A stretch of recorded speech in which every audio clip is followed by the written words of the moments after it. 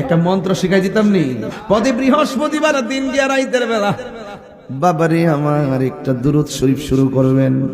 40 দিন পর্যন্ত একাধারে দুরূদ শরীফটা পইরা পইরা ডান কাতে ঘুমাইবেন। দুরূদটা কইয়া দিয়া যাই, আল্লাহুম্মা সাল্লি আলা সাইয়্যিদিনা মাওলানা মুহাম্মাদিন নাবিয়্যিল উম্মি ওয়া আলিহি ওয়া আসহাবিহি ওয়া বারাকা ওয়া সাল্লিম বিআদাদি কুল্লি শাইইন মালুমিল্লাত কামা তুহিব্বু রাব্বানা ওয়া তারদা।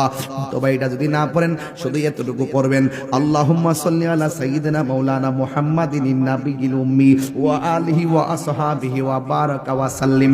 এই পর্যন্ত ইউটিউব থেকে দেখা শিক্ষা নিবেন কিংবা গুগলে সার্চ দিয়ে বের করে নিবেন।